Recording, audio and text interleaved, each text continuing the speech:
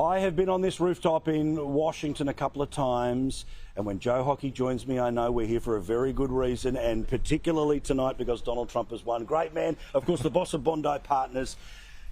This election, again, and inevitably someone's going to send me an email and say, oh, 2 days ago you said the poll was 50-50. The reality is the Electoral College is what ends up electing people, but how you win a state is a margin of this much or a million, it doesn't matter. So let's talk about the decisiveness of the result. I think one of the best things for America, for divided, hurt, difficult America was, it was clear as day and he's won by a mile. Oh, it's beyond doubt now. And there have been some really interesting outcomes based on credible exit poll data. Trump did much better with Latinos, much better with Asians, much better with women, much better with people under 30 years of age. Yeah. And this is all contrary to all these pollsters and experts around the place. Even on an issue as important as abortion, 5 states voted Republican and voted pro-choice at the same time. Yep. So people were separating the very sensitive issue of abortion from their vote. And it comes back to the fact that it is a fact. Donald Trump campaigned on policy issues like cost of living, immigration, getting out of wars, making sure that there were lower taxes, less regulation, greater freedom. And Kamala Harris campaigned on I'm not Donald Trump. Yeah. And she failed. Well, and it seems like, again, there's a whole bunch of political science and scientists and people who go, this issue and that issue. But in the end, she reflected the bubble that was around her, all right? Totally. A bubble of, New York Times, MSNBC, and the parts of Twitter they still like, right? But of course, the country's bigger and wider than that. Yeah. And even over the period of time of 8 years, the information sources are different, and the information coming back to them is obvious. So when they turn around and say, well, but this jobs report and this economy, and this is a former treasurer, right? You can't just stand there and say, we're going great because of this growth number when you're paying 30% more for eggs and bread. Well, you can't tell people they're feeling good if they're not feeling good. Correct. And especially from Washington, D.C. Yeah. Giving them a lecture about how good they should feel about life. What was also stunning tonight, Paul, was there was a huge swing to Trump in New York City, in New Jersey, in Chicago, in working class America, parts of working class America, but also in the big cities. And it was universal. This is what's surprised so many analysts in the last few hours, is that it's across the board, rural and regional, and in the big cities, that Trump has picked up more votes, and he will exceed his vote in 2020.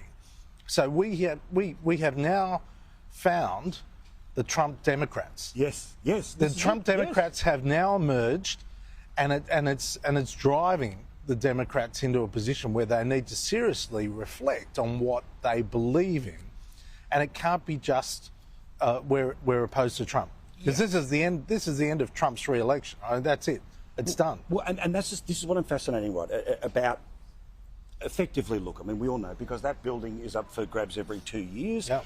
A presidency, basically, in the 4 years, is defined as the first 2. Yeah, and then, in the case of a president who will be, a contest for who replaces him, the back 2 is different, right?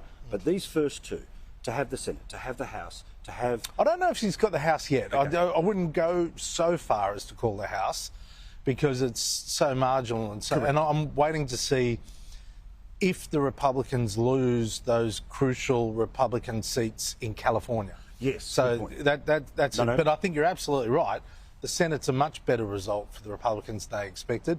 And, of course, the presidency is as well. Well, so can I just say this, and can I be the first person to say it on global media? And I'm sorry that you're going to be in the frame when I say this.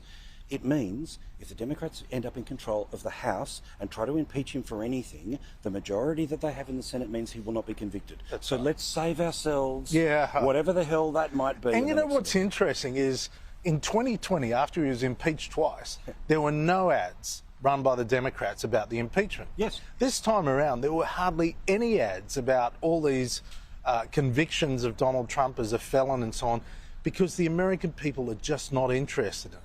Yeah. They're more interested in what affects them and their families, whether they can get jobs, whether they can pay for the eggs or the milk. They're interested in fuel prices. They're interested in whether their children are going to go and fight in another war. Yeah. They're interested in whether they're going to have people come across the border and lose control of their own communities. These are the things that have made the decision tonight.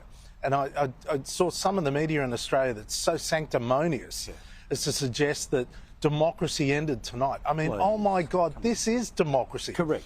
This is where the people have spoken out against elite opinion. Correct. And actually, that is what democracy looks like. Yeah. Where people speak in volumes and in the majority against what elite opinion is. But also, the same democracy that hired him, fired him, has rehired Correct, him, exactly right. And it will exactly pass right. a midterm judgment, and then, of course, in 4 years' time, he leaves. But again, let's not talk about next grand final when this one is still echoing in the streets. Sure, all right? sure. So, Trump, the negotiator, and also Trump now as somebody who's not got this eye on re-election, all right?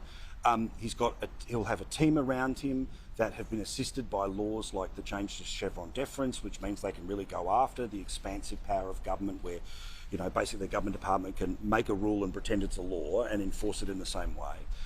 He also comes with, an aggressive want to cut things out of the federal budget. Do you think that the first period of that governing, we know he's going to do things about the southern border, we know he's going to try to do things when it comes to international trade, but he has a very clear mandate to come in here and break some stuff, right? Absolutely.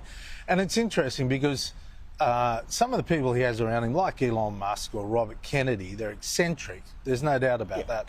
They won't be able to occupy official positions like Secretary of State or Secretary of Treasury or whatever, because they still might not get through the Senate confirmation I wouldn't process. imagine, But he will give them absolute authority to go around and break some shells. Yeah.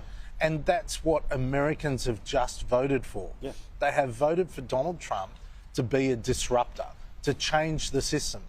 You know, what Australians do understand, because they travel to the US, is when you go into San Francisco and you see the despair on the streets, or downtown Los Angeles, or even New York, or wherever it is, we see that, and yet some people are surprised that they voted for Donald Trump. Well, the Americans have voted for Donald Trump to stop that. Yeah.